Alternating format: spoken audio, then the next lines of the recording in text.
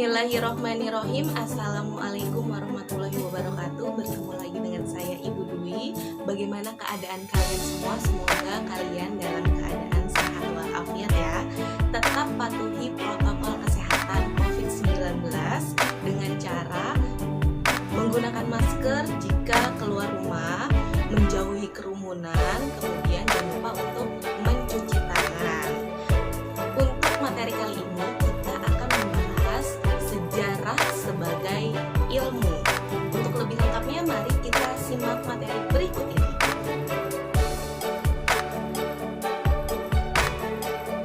Di sini saya tampilkan peta konsep sejarah sebagai ilmu. Yang pertama itu segisah, peristiwa, dan seni. Yang kedua, cara berpikir sejarah yang membahas tentang diakronik dan sinkronik. Yang ketiga, membahas tentang sifat ilmu sejarah. Membahas sifat ilmu sejarah yang bersifat diakronis dan ideografis. Pengetahuan dan ilmu pengetahuan. Pertama-tama perlu dipahami terlebih dahulu bahwa ilmu pengetahuan itu berbeda dengan pengetahuan.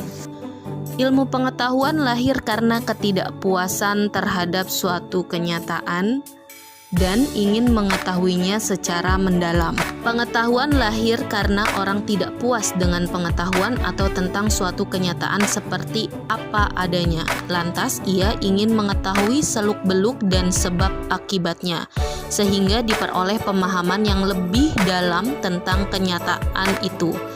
Jika pengetahuan dihasilkan oleh pencerapan indera tanpa berpikir panjang, ilmu pengetahuan dihasilkan melalui sebuah proses yang sistematis dengan mengikuti kaidah-kaidah tertentu, yaitu sistematis koheren atau taat asas, valid atau sahih, reliable atau dapat dipercaya, akurat atau tepat, objektif, mempunyai hukum, dalil, dan generalisasi, serta dapat memprediksi. Itulah kaidah atau asas ilmu pengetahuan. Sejarah sebagai ilmu. Setiap ilmu pengetahuan memiliki seperangkat aturan dan petunjuk yang membantu ketepatan hasilnya. Terdapat syarat menjadi sebuah ilmu, antara lain memiliki metode dan objek penelitian. Sejarah seperti halnya ilmu pengetahuan lainnya memiliki metode dan objek penelitian. Objek kajian sejarah adalah hal yang dipikirkan, dikatakan, dirasakan, dan dialami oleh manusia dalam ruang dan waktu. Sebenarnya selain sebagai objek manusia dalam ilmu sejarah bertindak sebagai subjek, yaitu orang yang meneliti peristiwa sejarah. Oleh karena itu, sejarah dikategorikan sebagai ilmu tentang manusia atau humaniora. Selain itu, sejarah mempunyai metode yang terdiri dari heuristik, kritik, interpretasi, dan historiografi. Sebagai ilmu, sejarah termasuk ilmu-ilmu empiris atau bahasa Yunani emperia yang berarti pengalaman. Artinya, sejarah berdasarkan pada pengalaman manusia yang sebenarnya, baik pengalaman indrawi maupun pengalaman batiniah, atau kepercayaan, nilai, norma, etos, pandangan hidup, dan lain-lain. Pengalaman itu direkam dalam dokumen, baik dokumen tertulis maupun dokumen tidak tertulis. Meskipun sama-sama berdasarkan pada pengalaman, pengamatan, dan penyerapan terdapat perbedaan mendasar antara sejarah dan ilmu alam. Dalam ilmu alam, percobaan dapat diulang-ulang, sedangkan sejarah tidak dapat mengulangi percobaan. Contohnya Revolusi Indonesia tahun 1945 tidak dapat diulang kembali, hanya sekali terjadi. Dalam hal fakta, fakta sejarah adalah fakta manusia sedangkan dalam ilmu-ilmu alam adalah fakta alam.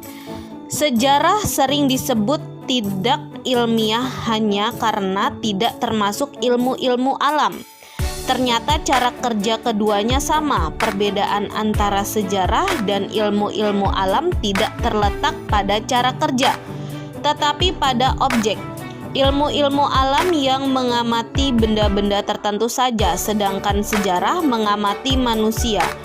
Benda-benda itu mati, sedangkan manusia itu hidup. Benda mati tidak berpikir, sedangkan manusia itu berpikir dan berkesadaran. Oleh karena itu, ilmu-ilmu alam menghasilkan hukum alam yang berlaku umum dan pasti, sedangkan sejarah menghasilkan generalisasi yang tidak seperti ilmu-ilmu alam. Di sini saya tampilkan teks proklamasi peran Soekarno dan Muhammad Hatta dalam proklamasi kemerdekaan Indonesia adalah objek kajian sejarah pada tanggal 17 Agustus 1945 sebagai latar waktu dan Jakarta, tepatnya di Jalan Pegangsaan Timur nomor 56 sebagai latar ruang terjadinya peristiwa sejarah. Sejarah sebagai peristiwa. Sejarah sebagai suatu peristiwa memiliki sifat objektif dan unik. Objektif artinya sejarah sebagaimana terjadi. Adapun unik artinya peristiwa sejarah hanya terjadi satu kali, tidak terulang lagi. Namun kemiripan pola peristiwa mungkin saja dapat terjadi. Contohnya pada pergantian rezim demokrasi terpimpin ke Orde Baru dan Orde Baru ke reformasi. Keduanya sama-sama tumbang, salah satunya karena kekuatan mahasiswa.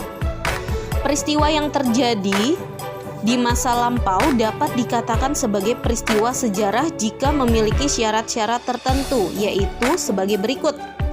Objektif, peristiwa masa lalu harus didukung oleh fakta sejarah yang dapat menunjukkan bahwa suatu peristiwa benar-benar terjadi, bukan peristiwa rekaan atau hasil imajinasi. Yang kedua, penting. Peristiwa masa lalu mempunyai arti penting terhadap perkembangan ilmu pengetahuan serta terhadap kehidupan berbangsa dan bermasyarakat.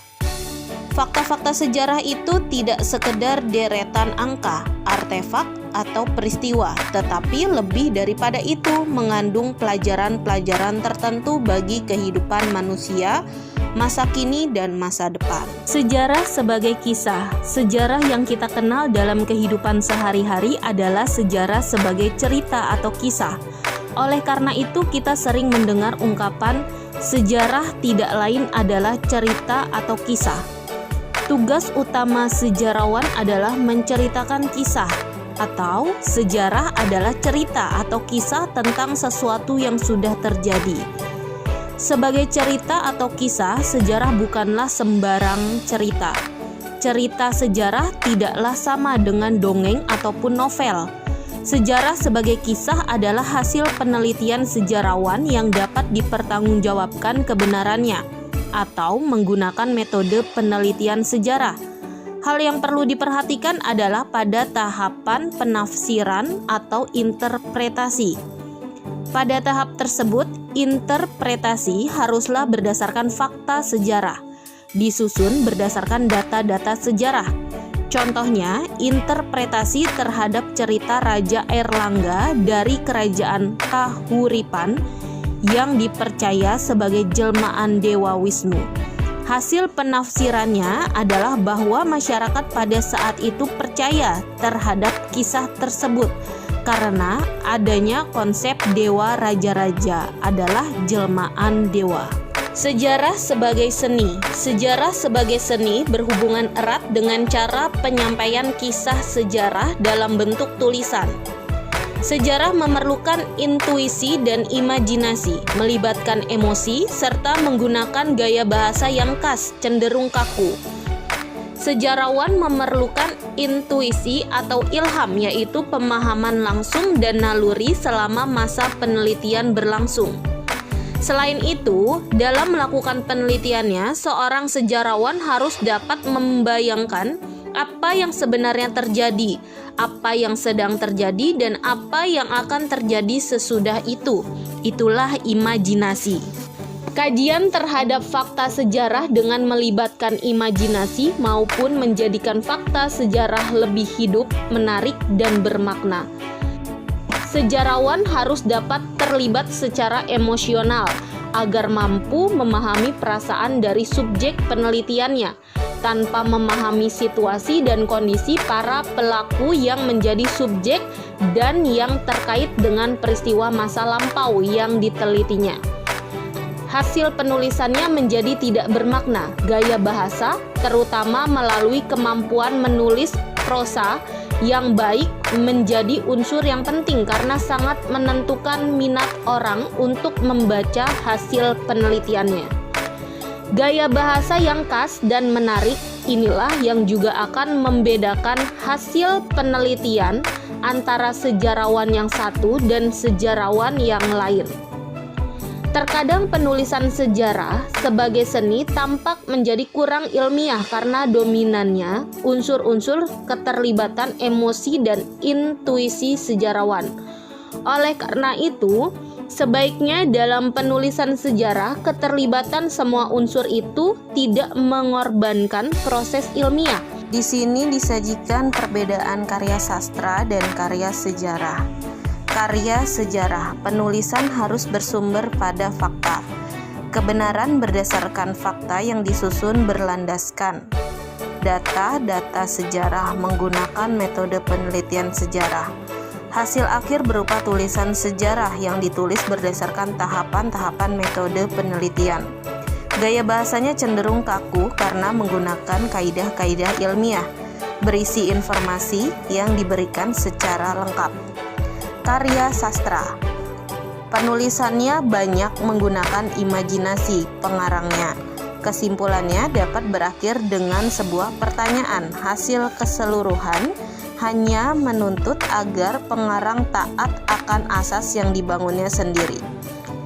Gaya bahasa cenderung bebas dan seringkali menggunakan bahasa kiasan. Kebenaran secara mutlak berada dalam kekuasaan pengarangnya atau subjektif. Baiklah, itu tadi merupakan materi sejarah sebagai ilmu, kisah, peristiwa, dan seni. Semoga kalian bisa memahami dengan baik ya.